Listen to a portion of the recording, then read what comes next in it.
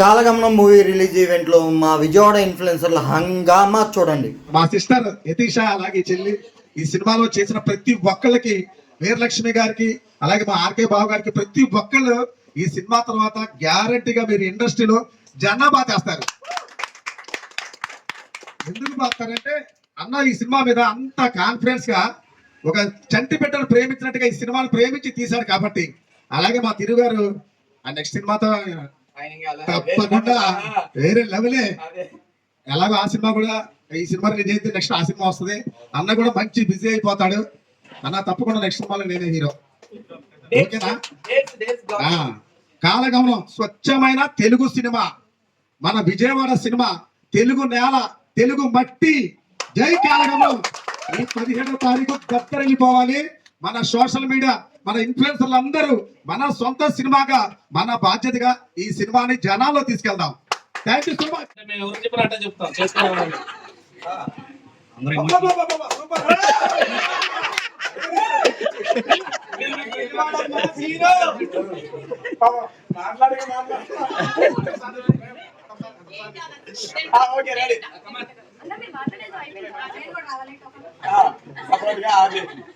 ఇంతమంది ఎమోషనల్ గా మాట్లాడేసరికి నేను మాట్లాడడానికి ఏం లేదు.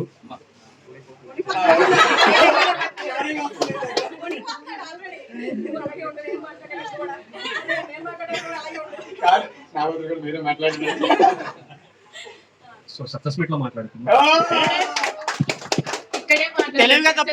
ముందు అందరికి ఈ మూవీలో చేసిన ప్రతి ఒక్కరికి కంగ్రాచులేషన్స్. చాలా మందికి ఇది మొదటి సినిమా, నాకైతే రెండో సినిమా. మొదటి సినిమా ఏంటి అంటే సెలబ్రిటీ అనే మూవీలో చేశాను.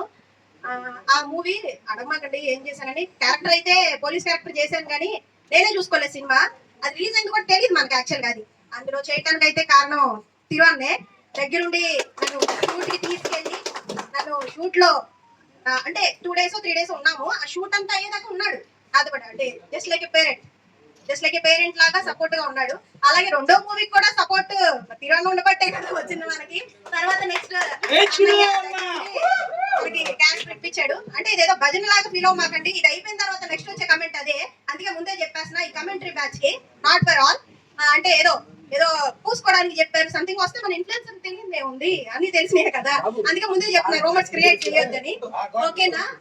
అలాగా ఇన్ఫ్లుయెన్స్ అందరినీ కలిపి ఒక మూవీ చేయడం అంటే నార్మల్ విషయం కాదండి. ఒక అందరినీ గ్యాదర్ చేసి అసలు ఇంకా చెప్పాలంటే ఇన్ఫ్లుయెన్సర్స్ కూడా గ్రేట్. అందరినీ కలిపి ఒక మూవీ తీయడం గ్రేట్ అయితే, ఇన్ఫ్లుయెన్సర్స్ కూడా మన సినిమా అనుకొని వితౌట్ పేమెంట్ అని ఎవరికైనా పేమెంట్ ఇచ్చావు నువ్వు? మరి ఇన్ఫ్లుయెన్సర్స్ కూడా అంతే గ్రేట్ కదండి. మనకు మనమే సపోర్ట్ చేసుకోవాలి. నిజంగా చాలా గ్రేట్. అసలు డబ్బు తీసుకోకుండా చేయడం అనేది మాత్రం చాలా గ్రేట్. మన సినిమా అనుకోని చేస్తారు ఎవరు చేసినా కానీ, ఎన్ని డేస్ కేటాయించినా కానీ అది మాత్రం నిజంగా అప్రిషియేట్ చేయాలి అందరినీ. అలాగే అప్రిషియేట్ చేసి చేసినందుకు, చేయించుకున్నందుకు అందరి ఎఫర్ట్స్ సక్సెస్ అవ్వాలని మనస్ఫూర్తిగా కోరుకుంటున్నాను. ఈ సినిమా బిగ్ సక్సెస్ అయ్యి మనందరం సక్సెస్ మీట్ లో కూడా ఇలాగే గెట్ టుగెదర్ అయ్యి పార్టీ చేసుకోవాలని మనస్ఫూర్తిగా కోరుకుంటున్నాను. ఇన్ఫ్లుయెన్సర్స్ తో పర్టికులర్ గా థ్యాంక్ యూ సో మచ్ ఈ అవకాశం ఇచ్చినందుకు. సుధాకర్ అన్న అంటే సుధాకర్ అన్న షేప్ అవుతుంది.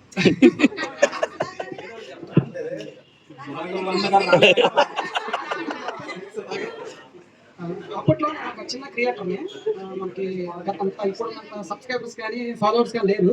అన్న సుధాకర్ కాలగమనం సినిమా మొత్తం కంప్లీట్ చేసుకోవాలంటే షూట్ కంప్లీట్ అయ్యి సాంగ్ షూట్ లో చదువుతుంది. అయితే నాకు ఒక సిరీస్ లో అన్న అయితే బాగుంటాడని చెప్పేసి అన్న సినిమాలో నటించాడు. సముద్ర డూప్ క్యారెక్టర్ చేశాడు. అలాగే చిన్న చిన్న రోల్స్ కూడా చేశాడు. గేమ్ చేంజర్ లో మొన్న చేశాడు. అప్పుడు నాకు పరిచయం ఉన్నప్పుడు అన్న సినిమా షూటింగ్ జరిగి ఎడిటింగ్ వర్క్ జరుగుతుంది.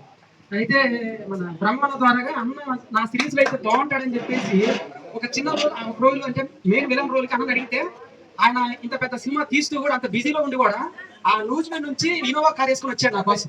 వచ్చి అంటే నేను ఎవరో తెలియదు ఆయనకి అప్పట్లో. వెళ్ళిపోయినా వచ్చి నాకు సపోర్ట్ చేశాడు. సపోర్ట్ చేసి తమ్ముడు ఇలా చేస్తే బాగుంటుంది, ఇలా చేస్తే బాగుంటుంది, నాకు మంచి చేత చెప్పాడు. అది మేము అన్నదమ్ములని బంధం అనేది మంచి సక్సెస్ కొట్టాము. అంటే సిరీస్ పరంగా యూట్యూబ్, ఇన్స్టాలో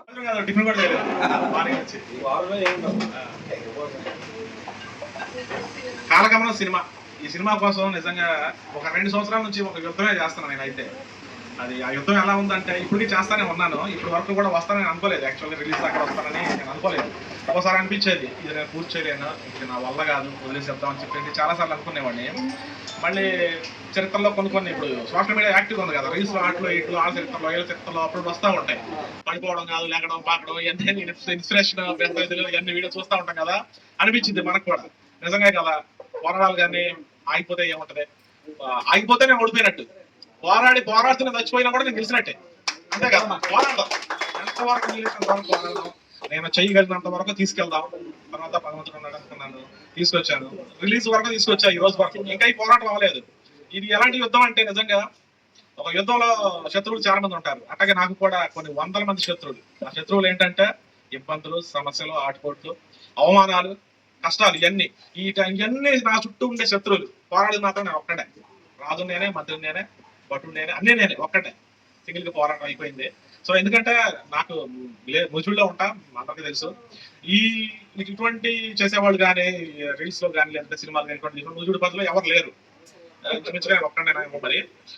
విజయవాడకు వస్తే మనలో ఉన్నారు కానీ ఎక్కువ సినిమా ఫీల్డ్ తో టచ్ ఎవరికే లేదు. నేను ఈ మూవీ తీసినప్పటికీ ఇంతమంది కూడా నా పరిచయాలు లేదు, ఉన్న కొద్ది మంది ఉన్నారు.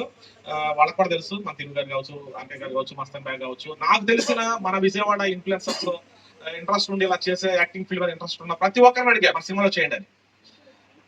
ఆల్మోస్ట్ చాలా మంది వచ్చారు. మన సినిమాలో ఒక 20-25 మంది మన విజయవాడకు సంబంధించినటువంటి సోషల్ మీడియా ఇన్ఫ్లుయెన్సర్స్ ఉన్నారు. కొంచెం నర్వస్ గా ఉంది, బట్ మా హార్డ్ వర్క్ మీద మాకు కొంచెం ట్రస్ట్ ఉంది.